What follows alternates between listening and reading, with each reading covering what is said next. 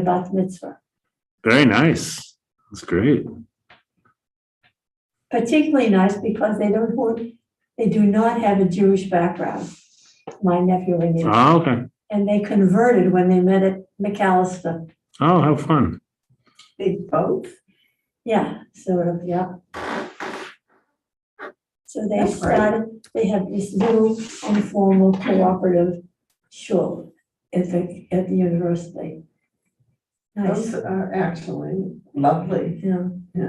like the beginning. I like your Ukrainian colored, Shoes? yeah. Yeah, I love these. All right, there we go. All right, so we're going to get started here.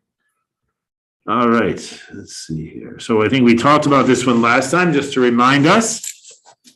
Moses received the Torah at Sinai and transmitted it to Joshua. Joshua to the elders the prophets the men of the great assembly.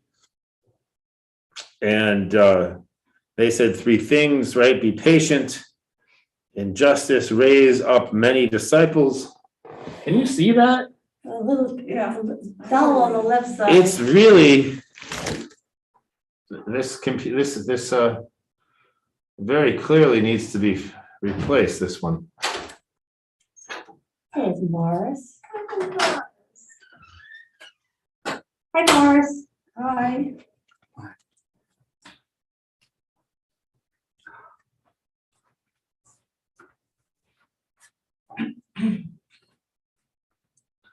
Yeah, I'm sorry about this. It's all right, Yeah. as long as you read it. Okay. All right. Raise many disciples and make a fence around the Torah. So we discussed that last time. So let's now move on to the next one. Right. Shimon Hatzadik. All right. So now what we'll have all through this first chapter, right, is a series of the generations, I think they're called, right, of the generations of the sages and the things that they were known for saying, right? And we'll see what they say, and we'll see. And again, I think it's worth pointing out that Pirkei Avot sometimes feels like a kind of a rabbi's manual, right? How should you behave as a rabbi, right? Not a rabbi today necessarily, but a rabbi, back then, a sage of Israel, right? And sometimes it feels like, and sometimes, but the question is, as is often the case in Judaism, right? We are described in the Torah as a mamlechet kohanim, right? A kingdom of priests, right? In a sense, and every family is described essentially as someplace in the Talmud as having a mikdash ma'at, right? That each home becomes kind of a miniature temple. So all of these things, on one hand, they're kind of relevant for rabbis and judges and so on and so forth. On the other hand, they're kind of, potentially relevant for every Jew. And so the question, of course, is, well, what do we do with them, living as we live today? How do we make sense of some of these things? And and again, like always trying, I always try with these texts the same way that I generally try with other people, right? Is to assume good intentions, right? How do we make some good sense of these, even if they feel, especially at first glance, but even after several glances, that they are just like, we can't make anything of them. How do we do that? Go ahead, Connie. Because in the time context, that's what we always have to keep in mind. Right. You mean because they're written in a different? Yeah. They're written in a different era. They're written for obviously a distinct audience, right? And we know, right, that even someone was talking about. Someone was talking about Golden Girls. Does anyone remember the show Golden Girls? And a lot of people really liked it. I was not a television watcher, so I have no opinion one way or the other. But someone was saying to a person who was of a younger generation, "Oh, Golden Girls is wonderful. It's so funny." And celebrating the lives of these older people, so on and so forth. And the person went away and came back and said, oh, it's filled with all kinds of jokes about fat people and really mean comments about what people look like and this, that, and the other thing. And the sort of, the person realized, oh, this really hasn't aged well, right? It really hasn't aged well. And right, we're talking about what, I don't know, 20 years ago, not 2,000 years ago, right? Or whatever this is, right? So just to remember that things change so quickly in human cultures, that, things, get dated very quickly, and to sort of think about them, trying to look beyond that, right? For what is sort of, what can we find this timeless? Go ahead, Harriet. I'm thinking of All in the Family. Yes. Norman Lear. Nowadays right. you wouldn't recommend that to certain people because it'd be offensive. Right. To be so, Yeah, perfect example. blacks and Right. aspects of it. And it had a place when it was shown. 100%, right? And many movies are like that too. They just, there was actually one just in the, hi, Suzanne. Right. There was one in the my news feed recently, because they're coming out, of course, the way it works today, it seems like every movie that's being released is a remake or a sequel of a movie that came out when I was younger, so Jurassic Park, right, came out around the same time as Schindler's List. I remember that because I had a friend who was really upset about that juxtaposition. But that was in the mid 90s, I think, at some point. So the two romantic leads in Jurassic Park were at the time like 45 and 23. And so they're now recast. They're both in the new version of the movie, right? Which is now what, like 30, 25, 30 years later, right? So they're, the difference in age is more apparent even now than it was then. And they were saying back in the 90s like that, no one raised an eyebrow, right? That there was a 20-year difference between us. And now it seems like, oh, that's a little strange, right? So, although we all know people who are in relationships with someone who's 20 years older or 20 years younger. It's actually not that strange. All right. Okay. So we're just prefacing this by saying, that to try to figure out how we can make use of some of this material, especially if it seems very foreign to us today. So Shimon Hatzadik haya mi Yashrei mi Shiyarei Knesset Hagadola. Okay. So he was one of the last men of the Great Assembly, right? So we see here, right, that the text is trying to give us a kind of a history, right? And we should, again, as with all texts like this, right, we don't want to take it as historiography, right? We want to take it as this sort of notion, this sort of awareness somehow that there is that great sages come and great sages die, right? So there's always this kind of tension, right, between the Torah was given at Sinai. How much of the Torah? The whole Torah was given at Sinai, right? And we all know that nothing ever changes, right? The Torah is always exactly the same. It's eternal, right?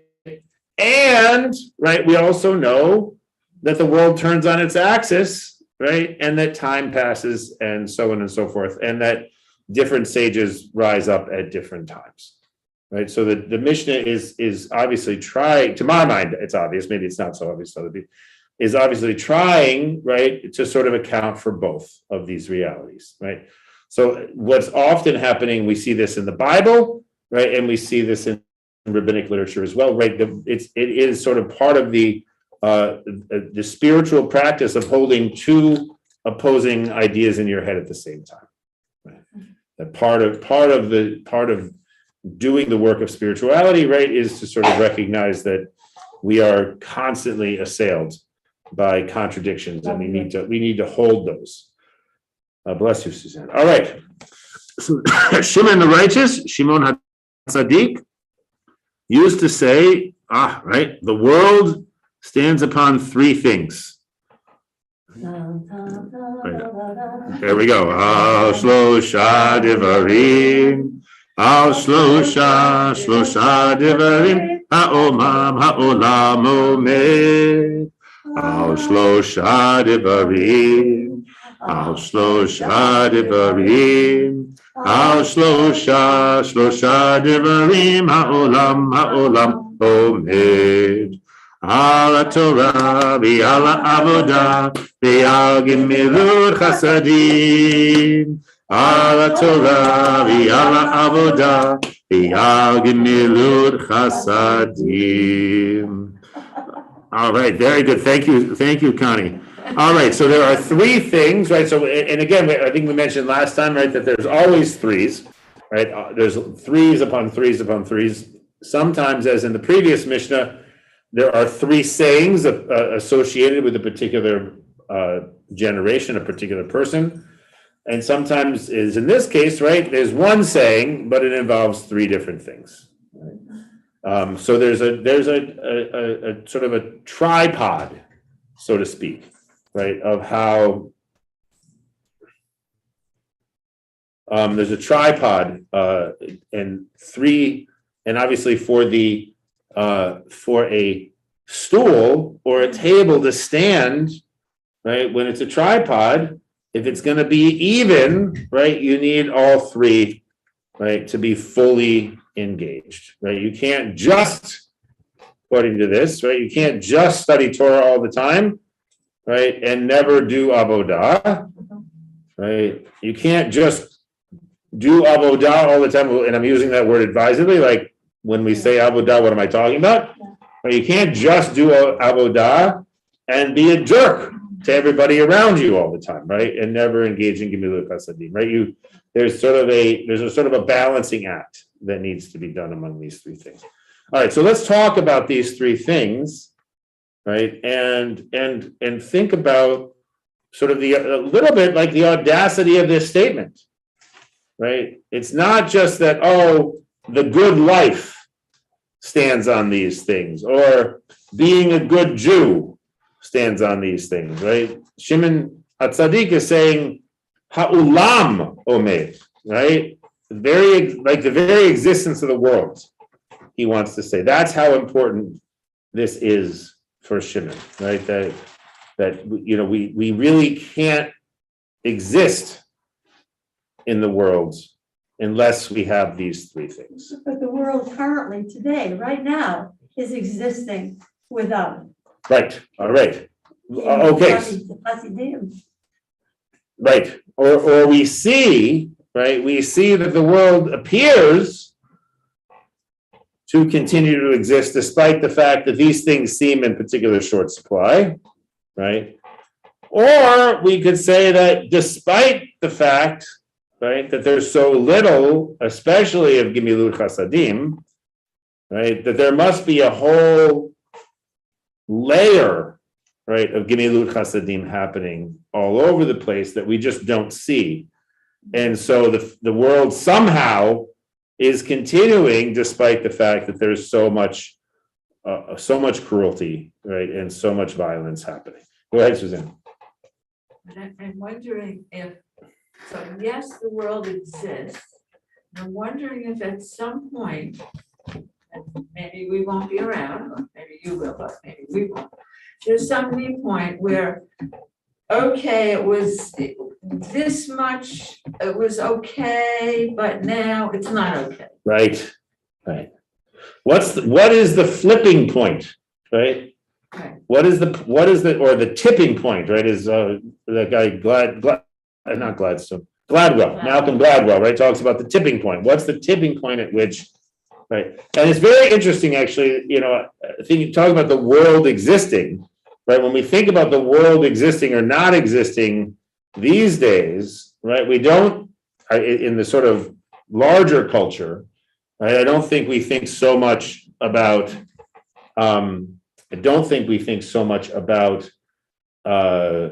gemilut chasadim, right? Or about Torah study, right, we think about environmental degradation, right? We think, and it's interesting because I'm doing this, I'm listening to a podcast, which is called 1,001 Albums You Must Listen to Before You Die. Oh, God. Yeah. It's great. But, and I was like, on a lark, I started it. But, the podcast is neither here nor there, but it is really interesting to listen to all of these albums sort of more or less in order. They're not, it's not strictly in chronological order, but year by year, they're in order. So right now I'm on 1972. And it's really interesting that between about 1970 and up to now, 1972, and who knows how much longer, right? There really was at that point a major emphasis in many songs about the world is coming to the end because of ecological destruction. Right? And I remember we did a sustainability soul search here about Earth Day, right? And I don't think it's coincidental, right? Earth Day started around 1972, right? There was a sort of moment, right, in the early 70s when a lot of people, including people that, if all of the Arthur, there's right here for you. If the ideology were the same then as it is today, right, many what we would consider strange bedfellows, right? The idea of Richard Nixon, putting together the EPA, right? What Republican today, right, would say, let's start a new governmental agency to regulate the environment. Like, no, but that gives you a sense, right, of how bad things must have been in 1972. Now, I was only 4 years old in 1972, so I have no recollection, but probably many of you do, of how bad things were then. Not that we can necessarily compare to how they are now. Right, but the sort of sense that the world is coming to an end, and now I think these days we have a similarly sort of apocalyptic sort of feeling in many in many venues, so to speak. The war in Europe, right? The idea that there would be war in Europe that might jump beyond the borders of Ukraine, right, is very, very scary, right? And so what is it that we can do about that, right? And so the Mishnah here is essentially sort of telling us, right? I mean, sure, maybe there's something we can do personally about the war in Ukraine, but it's unlikely, right? We can send money, we can help with refugees, we can Take away the arms. There we go. I don't know how we do it, but I love it. We can take the arms away from Putin. But I mean, what the average person can do, right, is sort of in this vein, right? We can do Torah, we can do avodah, and we can do gemilut chasadim, right? We can spread loving kindness around. All right. So when we talk about Torah, what are we talking about? When Shimon HaTzadik says the world stands on Torah, what is he talking about? Study? All right, so good. That's a great idea, right? We have to study Torah, right? We have to learn Torah. Any other ideas? Well, if we learn Torah, then we have to act on what we learn. We have to act on it, right? So it's very interesting here, right? That it doesn't say, what does Shimon HaTzadik not say? Right? He doesn't say explicitly, right? You got to do the mitzvahs, right? He doesn't say, I mean, which is not to say he doesn't think those are important, right? But he doesn't but Suzanne is suggesting, and I think it's an interesting suggestion, right? That if you learn the Torah, right, what's the point of learning Torah? On one hand, you want to learn Torah lishma, right? You want to learn Torah for its own sake. On the other hand, right, we want to learn Torah in order to know what we need to do, right? The Torah is how we decide how we're going to live. But studying Torah is sort of at the basis of that. Go ahead, Mickey. I'm just thinking if someone is in a yeshiva where they study all the time, you're supposed to study all the time. And if you're married, then your wife may go to work and bring up the children. That's just one thing that person or those people are standing on. The study of Torah night and day. It's meaningless.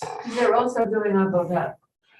And give We me think- chasadim. The people who study Torah all the time also do avodah. They pray 3 times a day. They're missing the Gimelud Chasadim. I understand what you're saying, it just doesn't fly.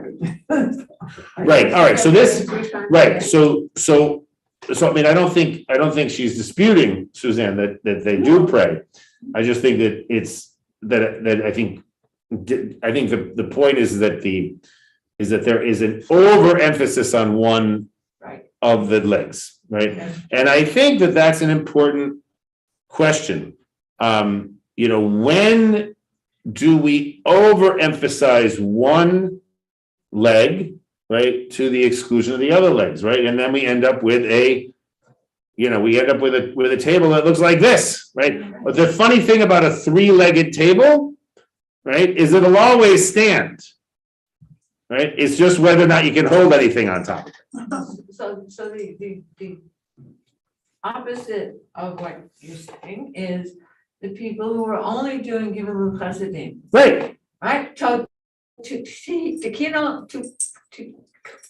Olam is the only thing you have to do, right, right? right. It's all about social justice. As long as you're doing social justice, you're in good shape. Right, so there's. Right, so we got the yeshiva buchers over here, we've got the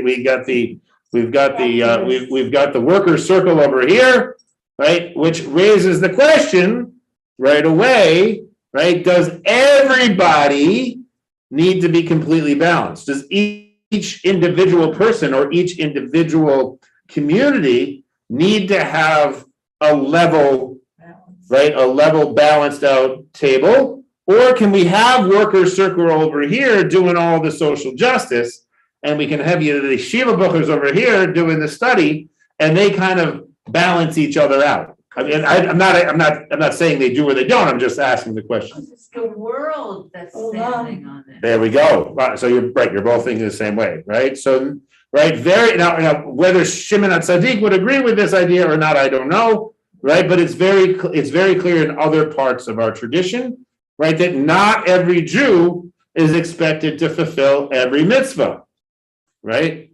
There are many mitzvahs that, for one reason or the other, a Jew can't fulfill, right? A man can't go to the mikveh after his period. He doesn't have a period, right? So he can't do that, right? And then in a traditional context, right, women are exempt from particular time-bound commandments, right? So they're not capable of fulfilling those in the same way, right? You need both. A community needs both. Yeah, go ahead. I think we have to be very careful about criticizing other people and ways of life. I think for a yeshiva bocher, it's right for him to do, from his vantage point, it's right for him to do what he's doing. From our vantage point, all that time wasted you should be doing is, we each have to find what's right for us and not, I'll repeat it. and not look at somebody else and say, Thank you, Harriet. So a good point, right? And also it's an interesting question, right? I'll pose it as a question, right? When do we look outside of ourselves, right, and say, this is a problem, right? And when do we say, that's not how I would do it, right? It's an interesting question, right? Because, and the reason I think it's an interesting question, right, is because sometimes it is true, right? I wouldn't do it that way. I don't agree with that or whatever, right? And then there is the reality, right, that there is a perception. I'm not going to say this is true or not true, right? There's a perception, right, that there is a sort of an abuse of systems, right?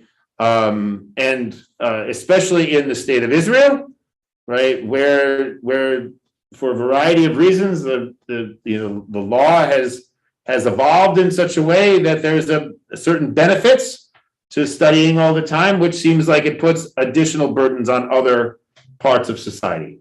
So it's a complicated thing, right? On one hand, yes, we clearly don't want to just criticize other people for no reason. On the other hand, we maybe do want to have sort of an analysis, right? That suggests that maybe that's not the best policy. Yeah, go ahead, Mickey. And I'm thinking that if so much gets shifted over to those other people, that doesn't mean they're voluntarily doing it all the time. I mean, that's also an interesting question, but I also want to suggest, right, that we can't, for a whole bunch of reasons, assume that what Shimon HaTzadik is talking about bears any relationship to what's happening in contemporary Medinat Israel, right? There's a whole bunch of things, right, that happen in contemporary Judaism, right, in modern day Judaism, whether it's in the Orthodox realm, the ultra-Orthodox realm, the Reform realm, the conservative realm, right, that these rabbis never thought of. So whatever it is, right, whatever it is, these rabbis never had any idea about that, right? So I don't think that Shimon HaTzadik is in any way suggesting that Yeshiva Bochur should do nothing but study, right? On the contrary, right, most of the rabbis in the Talmud had jobs, right? Most of them did something other than study, right? Who were the only ones that didn't have jobs? Ones who had family money, right? Right, and those were the ones that tended to be in positions of leadership. And why was that? According to the tradition, I mean, again, the actual reality, I'm not trying to make any claims about actual reality, but according to the tradition, why were the ones who were the rich ones, why were they in positions of leadership? Because they had the money and the time to bribe the Romans. Right? They had the money, they had the sort of the social graces, right, to interact with the temporal powers, right? So we all know rabbis, right? We've all met rabbis who are geniuses at fundraising, right? Maybe that rabbi's pastoral manner is not great, right? But he raises a lot of money for the shul, so we put up with him, right? I mean, so there's, so people have their different skills. Yeah, but that's in a civilized, city-like atmosphere. Well, that is the image that the Talmud presents of rabbinic society. Yeah. What the actual reality is probably very different, right? But the image that the Talmud portrays, the way that the Talmud portrays rabbinic society, right, is of a semi-urban, at least semi-urban set of elites. Was it actually that way? According to many scholars, it wasn't that way at all. But I'm not going to get into that question because I like living in the fiction. So, why deal with reality when you can live with fiction? Okay. All right. So Torah, right? Sounds to me like we have whether it's accurate or not, we have a handle on Torah, right? We should be studying Torah, right? And the rabbis, right, have a notion of the dual Torah. So we study the Torah, right, the 5 books of Moses that we have in the Chumash, right? And that's Torah in the sort of smallest sense. But Torah, right, meaning instruction, right, is very wide-ranging. And the structure of Pirkei Avot, right, the idea of succeeding generations lifting up this aspect or that aspect of Torah, right, and sort of puts into a kind of a narrative form, right, the idea that each generation needs to renew the Torah. Right, that each generation brings its own Torah up in the world, right? So as I said before, right, all of the Torah is already there, right? God gave everything to Moses on Mount Sinai, right? And each generation restoration raises up new aspects of Torah as it moves through history. All right, so that's the Torah. So we have to, so, and it's very interesting, right? The Pirkei Avot puts this in number 2. Yeah. Okay, then the temple service, Avodah. Yeah.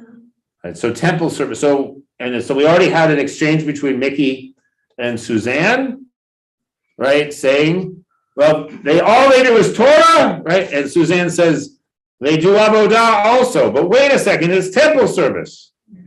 Well, that's what that was then. There we go.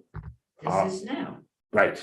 Okay. So Avodah, right? And who knows, right? In the year 200, right, when the Mishnah was written down, was there Torah temple service anymore? Not official. Not even at all. Right. It was gone. Right. Presumably, when Shimon HaTzadik lived, right? Was Shimon HaTzadik a real person? Was he not a real person? I don't know. It's not that interesting a question for me, right? But he's presented as being the successor or one of the last people in the men of the Great Assembly. That would be Ezra and Nehemiah, right? The people who sort of restarted the temple service right after in the Second Temple, right? So that presumably in his time, right, Shimon HaTzadik, right, there was actually temple service, right? But there was also the reality, right, that for a certain number of years there had not been temple service, right? So he's living in a world where there's already the consciousness that the temple service might not be the only way to communicate with God. And certainly by the time Pirkei Avot was written down in 200, that's certainly the case, right? There is no more temple service, right? And sort of the basis of rabbinic Judaism is that there is no temple and will be no temple. That's one of the reasons why we can pray so freely in the traditional Siddur, right? We can pray for the restoration of the temple, right? Because we know it's never going to happen, right? And so there was an interesting article by some congregants of mine about the restoration of the temple and how they consider it to be a completely sacrilegious idea, Yeah. right? A complete betrayal of rabbinic Judaism. Yeah, go ahead, Suzanne. You want to say something? So I think already by the time of Pirkei Avot being written down, right, temple service does in fact mean, right, what we do in the synagogue. Now that hadn't necessarily been fully worked out yet, right? But the basic contours were there, right?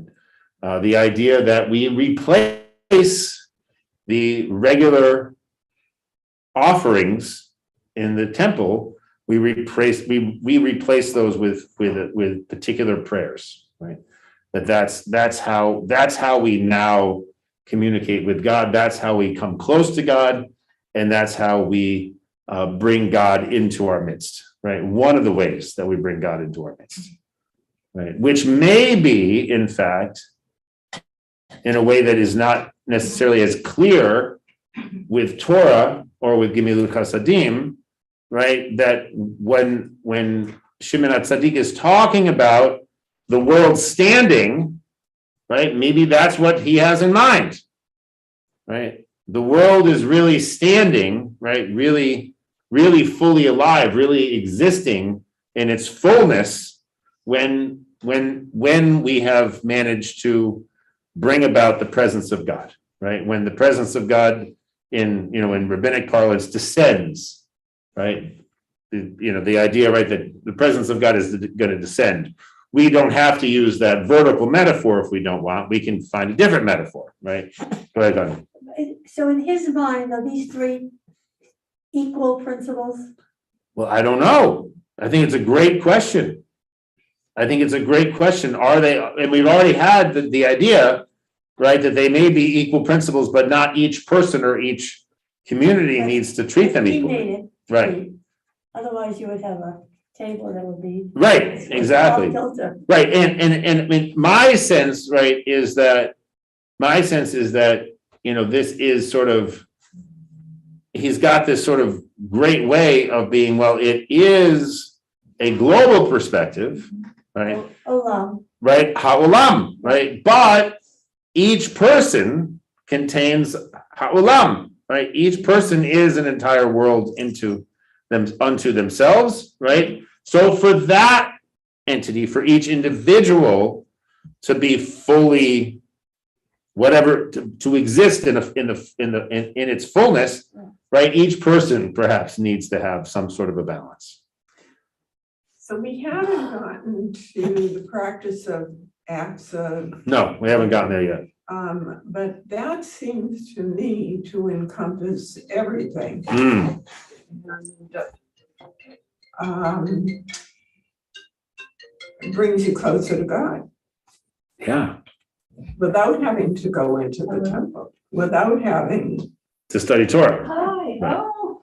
Right, I mean, I think it's a really interesting question, right? And this gets to what Harriet was saying, I think, right, which is that there are sort of ways of prescribing, right, in religion, right, and Judaism is no different than other religions in this sense, right? There's a way in which there are people who will prescribe to you how you should live, right? And then, you know, that, you know, you need to do all three, right? And then there are other people, right, who would say, well, you know, you're wrong, right? And each person needs to figure out what's really going to work for themselves, right? That's the modern way. I don't actually think it's particularly modern. I just think that, I think one of the things about our moment, right, is that is that we've sort of valorized this sort of notion of, especially in this country, right, of, you know, the lone wolf or the person going his own way, or, you know, I'm a unique individual, right, that kind of a thing. We've sort of made a kind of a, you know, so I mean, such that, you know, people can now be really rude because I'm just saying it like it is, right? But I'm actually not sure that it's a particularly, maybe the fetishization of it is contemporary to us. But I think there's always been, you know, people who disagree, right? Judaism has always relied on dissent, right? It's always relied on people having an argument and a different opinion, right? So, and Pirkei Avot, right, is an interesting text in that regard, because by and large, it doesn't offer very, very many arguments, right? It's mostly just sayings, right? But I do think, right, that it is, you know, because it's part of the Mishnah, right, it suggests that we can argue with it, right? So there are going to be people who say, like Mickey, no, you don't really need to do Torah and Avodah if you don't want to, right? You can really just focus on Gemilut Chasadim and it's great, right? And then you can have other people would say, well, not so fast, right? Because, you know, really grounding your Gemilut Chasadim, right, in the tradition that we come from, you know, deepens the experience, right? And then the rituals of connecting with community and with the divine that we get through Avodah, right? You don't get those in the same way if you are just out doing good deeds. Out doing what? Good deeds. And as I said, we haven't gotten to Gemilut Chasadim yet. So, you know,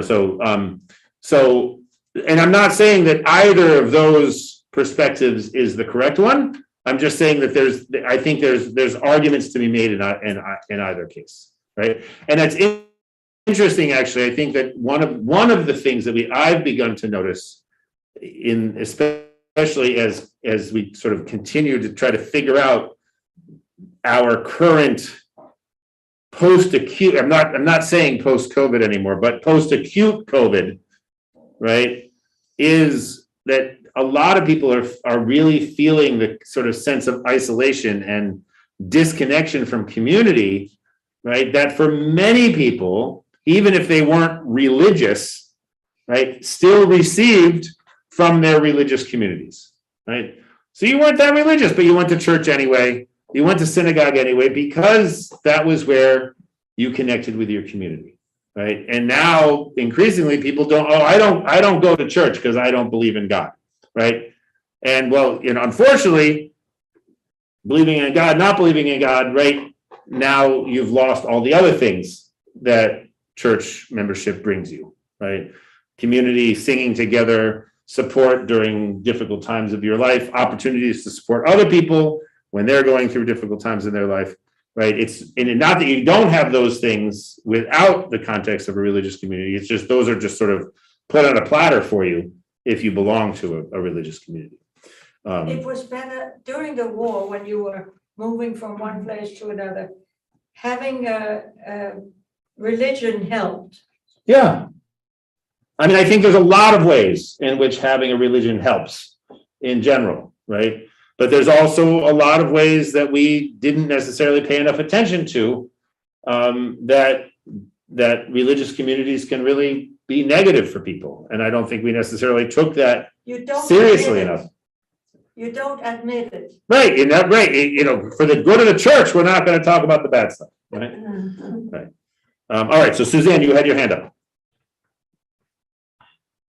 People who do good deeds, when and if they feel like it, have a different experience from people who do gimilu chasadim because it says so in the Torah. Mm-hmm. So say more about what that difference is.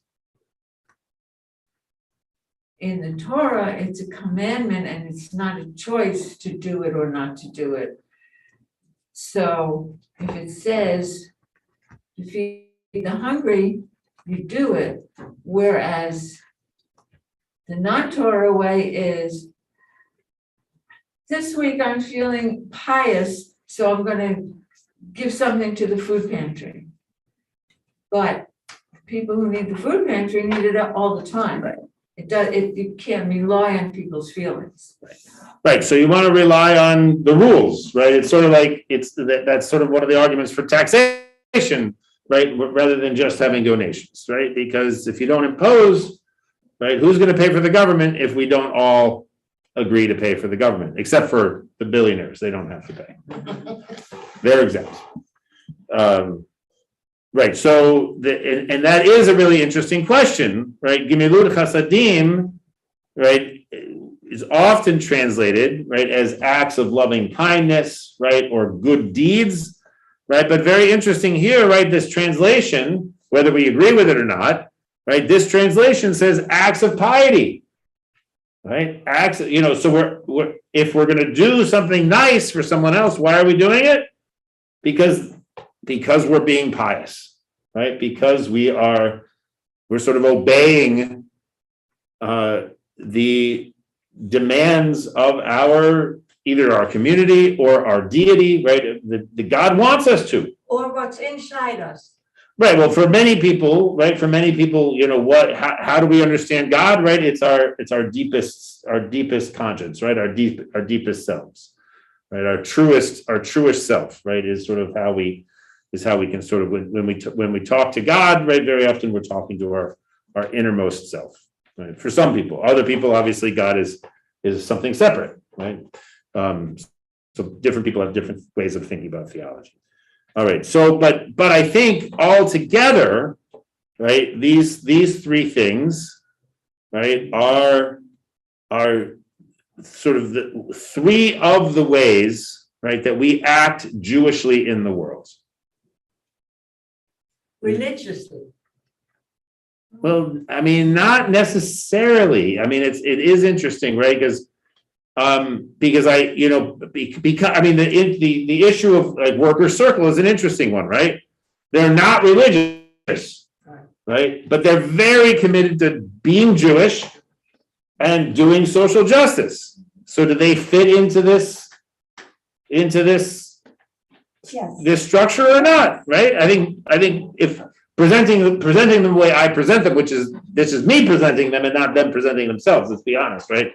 But yeah, they fit into this structure to a certain extent, right? Maybe they have a different understanding of Torah, right? But Jewish tradition is still very important to them, right? Avodah, it's always interesting to me, right? That Workman's Circle has holiday services. They come together for the high holidays and for Passover and for other, it's like Jewish holidays are very important, right? So even though they're not religious, or they say they're not religious, right, in the sense of they're non-theological, right? It's non-theistic, right? It still has some of the elements of Avodah. Yeah, go ahead. But this kind of behavior does not apply only to Jews. I No, mean, there's tithing and there's all kinds of religious. yeah. I mean, right, if you sort of went up one level, right, which Shimon HaTzadik, right, from this particular experience of Jews, right, Torah, that's Jewish tradition, right, Avodah, Jewish worship, right, in Gimilut Chasadim, the particular Jewish ways, right, that we support one another in the world, right? If you go up one level, right, whatever your religious tradition is, however you worship God in that tradition, and in however you build communities in that tradition, right, it cuts across, right? You can very easily make a universalist Yes, argument out of this very particularistic, yes. right? Absolutely. Actually tithing. It's right, tithing, right, and tithing comes, right, I don't know, yeah, I mean, it is interesting, right, that in both Christianity and in Islam, right, there's a real emphasis derived from Torah, right, on making sure that people with means are taking care of people who don't have means, right? And that comes directly from our tradition, our Jewish tradition, Yeah. right? But it's fully adopted and not superseded, right? By Christians and Muslims take it just as seriously as we do. All right. Anything else to say about Shimon HaTzadik? So, and I think the takeaway here, right, is that it gives us a sense, right? And again, and I think Harriet's warning here is very, very apropos, right? Really what we should be doing, right, is thinking about, well, how do we balance this? Or even how do I balance these three things, right? Is there a way in which I might feel more connected, more alive, right, if I paid a little bit more attention to one or another of these pillars, right? And doing less of that person over there, she always in shul, but she never does, whatever, criticizing others, right, I think is really not the point here, right? All right. Any last thoughts? Go ahead, Dan. The Hasidim deal with these matters by denying the passage of time. They don't recognize the current life, but they live back some period of time. Okay, so all right, so that's very helpful, Dan. Thank you. So Dan is saying, right, that in our current world, right, people who are considered Hasidim, right, are often they often sort of orient themselves in a past, right? In a past before, say, the state of Israel, in a past, right, where before, say, liberal Judaism, right? And it's a very interesting, yeah, go ahead, Dan. But they acknowledge the leadership of a man who knew the Jewish things came easily to him, but also was in the practical world. I had a friend who was a very successful businessman who never did anything in his business without consulting with the leader of the Hasidim. Yeah, And he would pay him large amounts of money, and he would take him to Monaco to like him, who were ready to ask his advice, to pay him for his advice. And the Hasidim accepted that as a form of genius that they were bound to follow, even though they themselves didn't necessarily practice all three of those things. yeah. Yeah, I mean, again, it's very difficult to generalize about Hasidim. It's also important to note, right, that Gemilut Chasadim, right, is acts of loving kindness, right, or pious deeds, right, and the word Chassid, and we get Hasidim now, right, is I mean, obviously it stems from the same root, right, but the idea there, right, is Hasidim are the people who are followers, right, they're the disciples. Right, and there often is not just in the Hasidic world, right, across the Jewish world, and certainly across the religious world, right, the charismatic leaders are often in a position to do great good or great harm, depending on a whole lot of factors, and probably most charismatic leaders who can command huge donors to, give them lots of money probably do a lot of good and probably a lot of not so good. It probably, both come along for the ride. But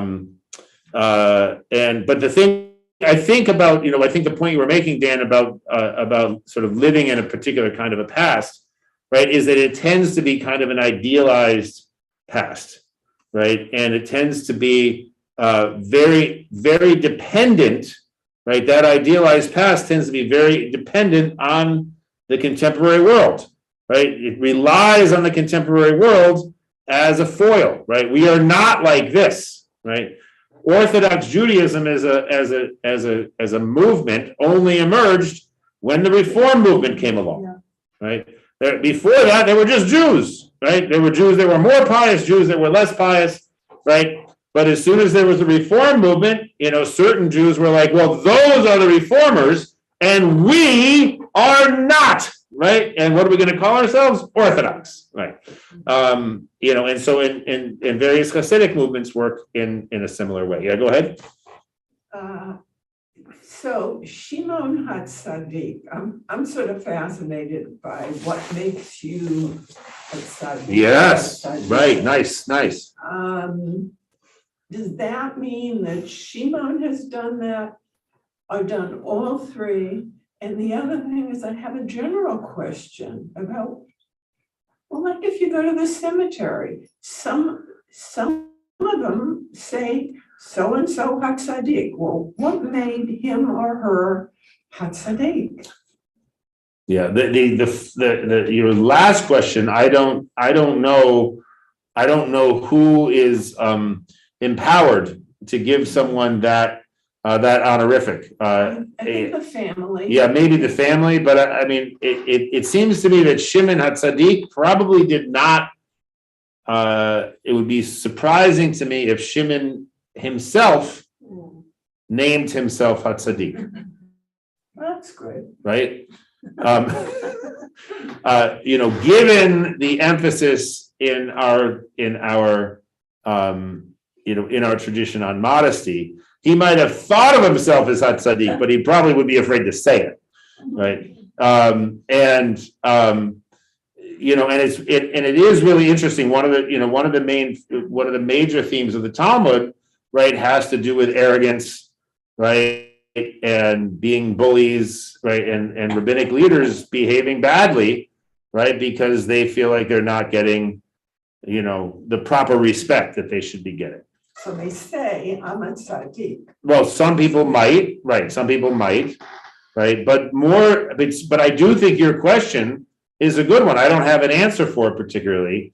What makes a person worthy of that honorific, or just in general, what makes it tzaddik, right? So it's a really interesting question, right? And also, and this is something I think that is very often, I think it's an important thing to remember, right, is that one of the reasons that we make rules for ourselves, right? Do we ever make a rule for ourselves about something that's really easy to do?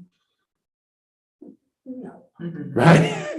I mean, we rarely make a rule for ourselves that I'm going to eat as much ice cream as I possibly can get down my gullet. Oh, I want to do that. Right, I know you do, but probably if you're going to make a rule, you probably make a rule that I'm going to eat 1 scoop of ice cream, right?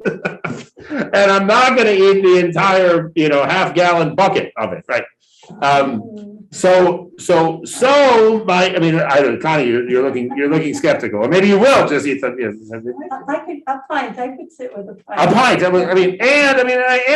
I often wonder this myself, is at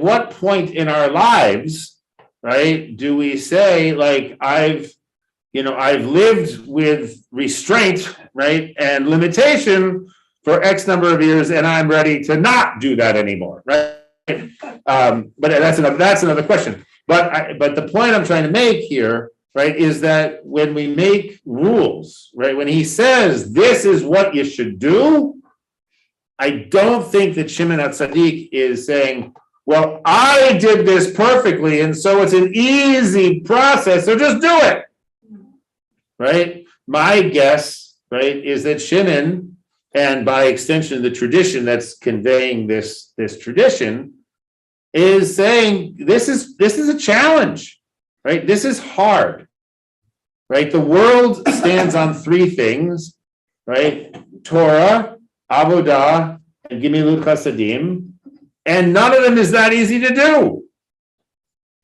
right?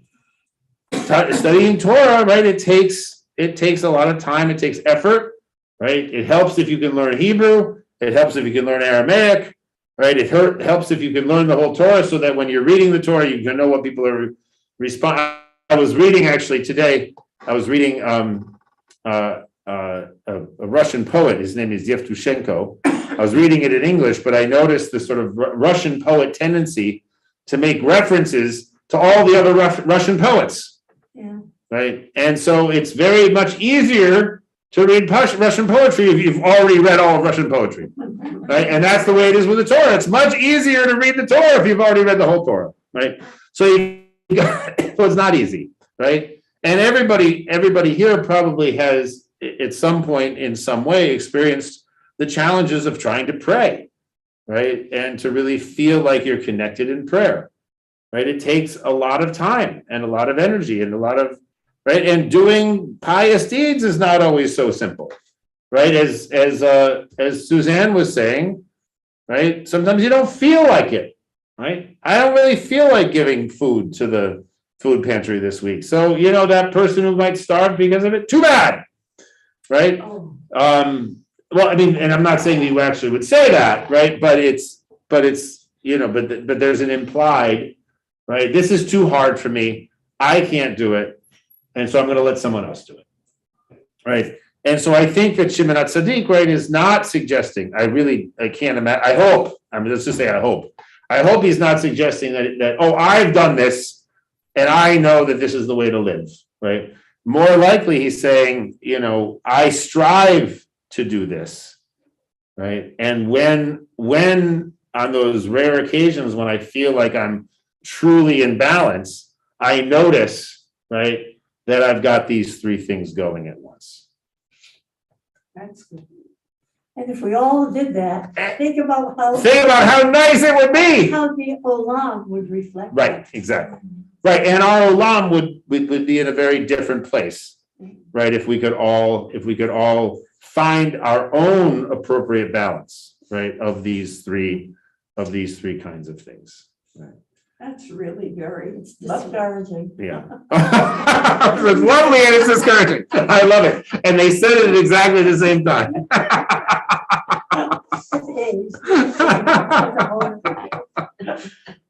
But they're related. It's lovely because it's so hard to do. Right. And I think that, and I think that that's actually really, that's a beautiful way of putting it, Judith. And I think it's something to remember as we go through Pirkei Avot, right, is that it's very easy, especially because these are such well-known, very often well-known passages, and because they are very short and so they can seem very simple, right? We can make the mistake that they are easy to do, right? Or that for that generation, right, for the generation of our fathers and our mothers, they lived such a pious life. It was so easy for them. And we live in this world which is so difficult to do these things. I mean, what generation had it easy? Right? So I think each generation struggles with these same kinds of things, right? And each individual struggles with these same kinds of things. And then there's a lot of strife. I saw something, I don't know if I've told you guys yet, but in Israel, I was sitting on the outside we were watching something, and a person went by, and it was a religious area, and then there was a restaurant nearby, and he went by and picked up some stones and threw it over the fence, hitting whoever the stone hit. Hey! Yeah. Now, he was very orthodox, he was a yeshiva bracha, and I just, it affected me. Now, I was young. Right. Today, I wouldn't be so affected. Right. Just read about it. Why did he do it? upsetting. Why did he do it? I don't know. I thought he was an animal. So, I didn't want to go near him. yes. It was far, we were sitting in a restaurant in Israel, and the place was further. But I was a young person. I Yeah. didn't want to criticize. Well, there's a lot of inexplicable in the world, and we just have Yeah, to. and you can't get into fights, because then you'll be I destroyed. would definitely not recommend getting in a fight with No. someone who's, in the midst of some sort of fervor. He was not only Meshuggah, he was mean, and you never know what he would do. Right. All right. Thank you. Thank you, everybody. All Jessica, right. Jessica. So have a great week. So Wednesday, I won't be here. Oh. But Jacob said that he would do a session. Oh. So I'm gonna double check to make sure he's actually gonna be here. Because I don't want you to gather and then have him not come.